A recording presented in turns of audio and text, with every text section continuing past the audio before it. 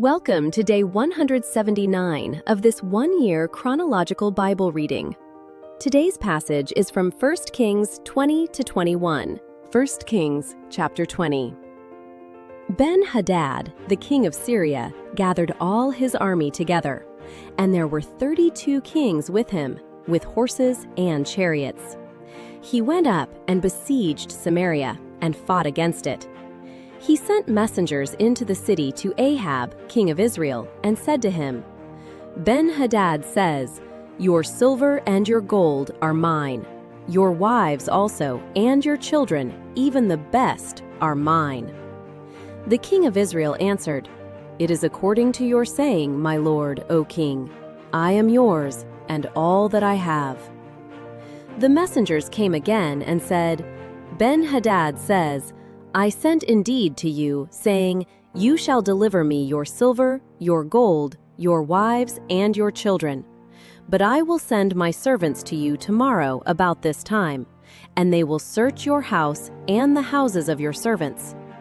Whatever is pleasant in your eyes, they will put it in their hand and take it away." Then the king of Israel called all the elders of the land and said, "Please notice how this man seeks mischief.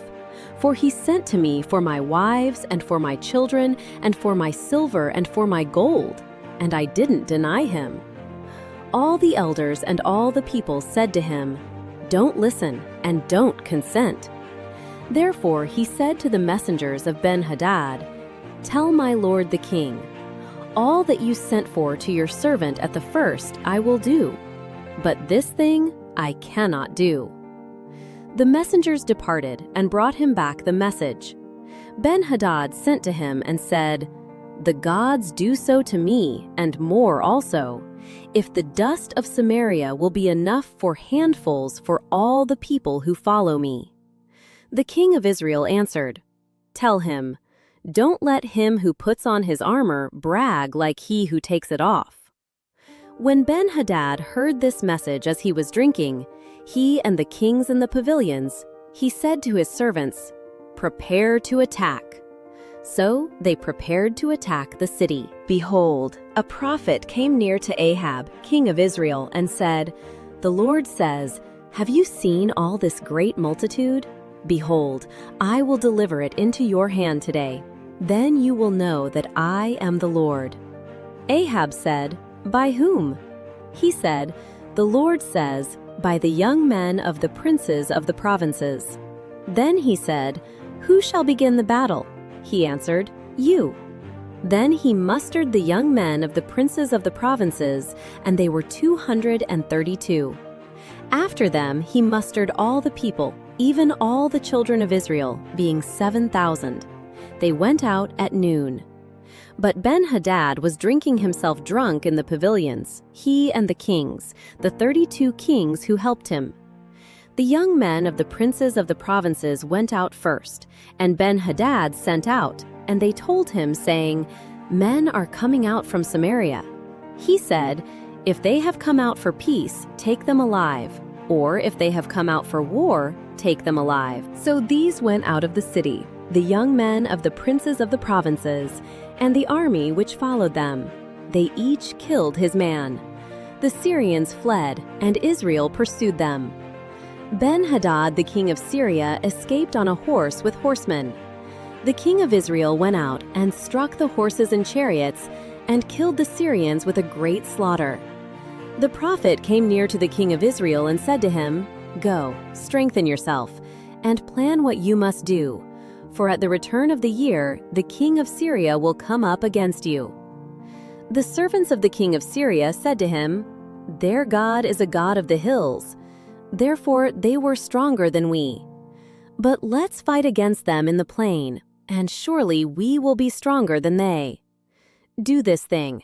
Take the kings away, every man out of his place, and put captains in their place. Muster an army like the army that you have lost, horse for horse and chariot for chariot. We will fight against them in the plain, and surely we will be stronger than they are." He listened to their voice and did so. At the return of the year, Ben-Hadad mustered the Syrians and went up to Aphek to fight against Israel. The children of Israel were mustered and given provisions and went against them. The children of Israel encamped before them like two little flocks of young goats, but the Syrians filled the country. A man of God came near and spoke to the king of Israel and said, "The Lord says, because the Syrians have said, 'The Lord is a God of the hills, but he is not a God of the valleys,' therefore I will deliver all this great multitude into your hand, and you shall know that I am the Lord." They encamped opposite each other for 7 days. Then, on the 7th day, the battle was joined, and the children of Israel killed 100,000 footmen of the Syrians in 1 day. But the rest fled to Aphek, into the city, and the wall fell on 27,000 men who were left. Ben-Hadad fled and came into the city, into an inner room. His servants said to him, "See now, we have heard that the kings of the house of Israel are merciful kings. Please let us put sackcloth on our bodies and ropes on our heads and go out to the king of Israel. Maybe he will save your life." So they put sackcloth on their bodies and ropes on their heads and came to the king of Israel and said, "Your servant Ben-Hadad says, 'Please let me live.'" He said, "Is he still alive? He is my brother." Now the men observed diligently and hurried to take this phrase, and they said, "Your brother Ben-Hadad." Then he said, "Go, bring him." Then Ben-Hadad came out to him, and he caused him to come up into the chariot. Ben-Hadad said to him, "The cities which my father took from your father, I will restore.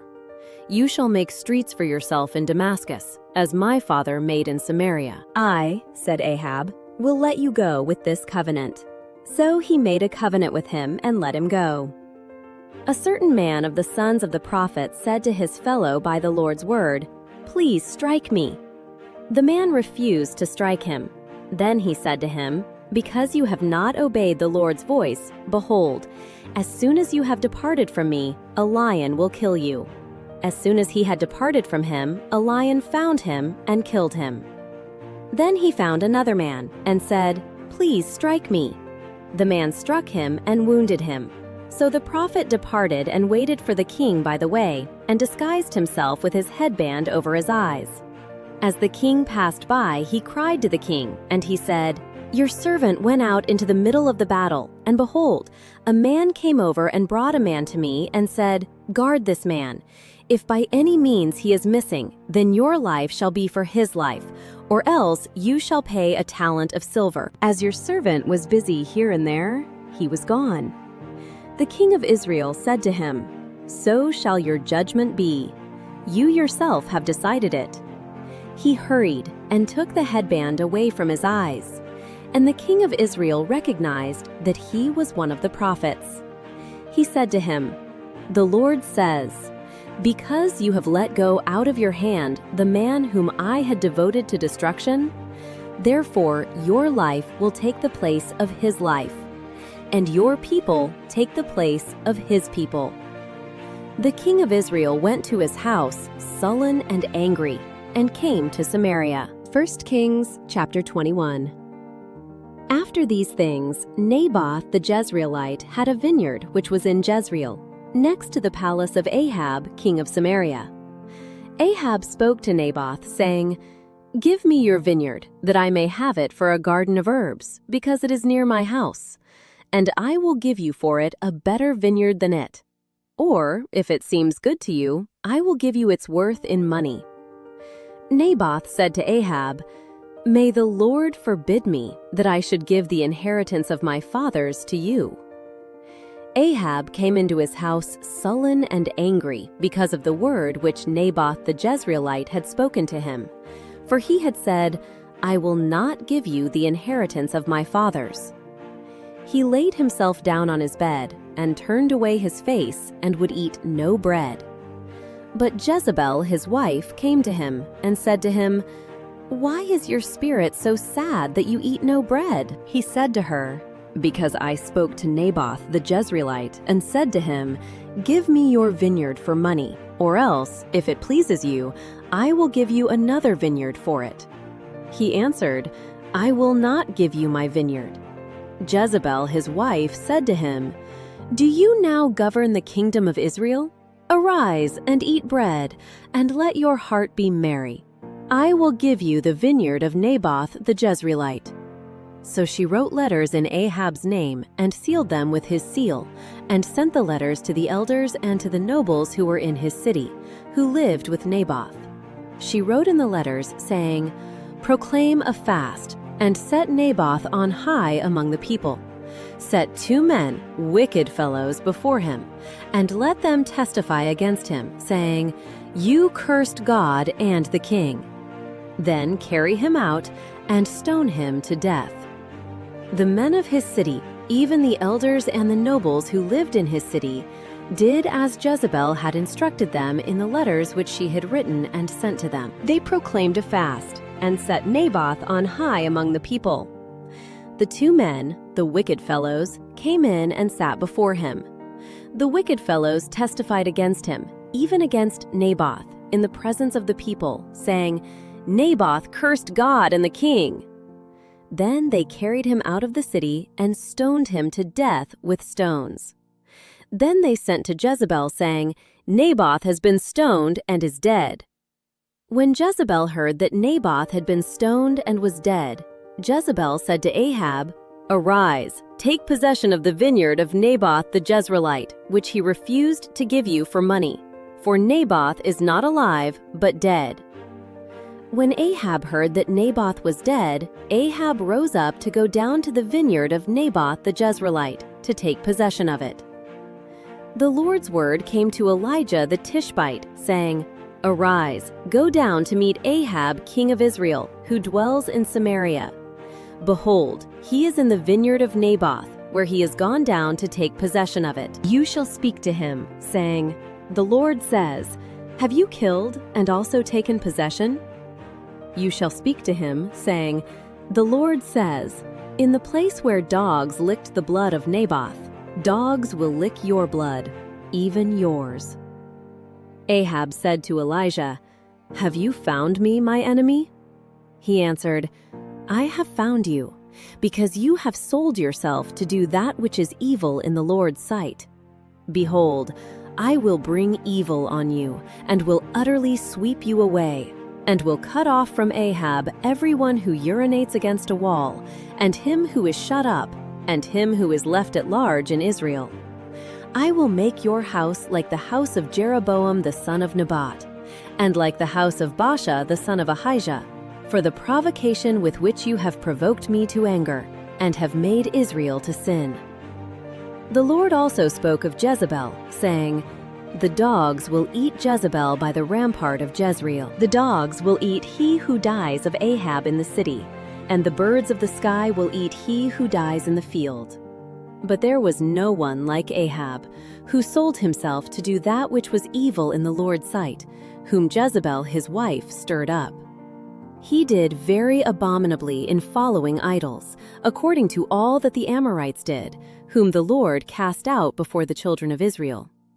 When Ahab heard those words, he tore his clothes, put sackcloth on his body, fasted, lay in sackcloth, and went about despondently. The Lord's word came to Elijah the Tishbite, saying, "See how Ahab humbles himself before me? Because he humbles himself before me, I will not bring the evil in his days, but I will bring the evil on his house in his son's day." Thank you for joining. If you have been blessed by this, please like, subscribe, and share this joy with others. God bless.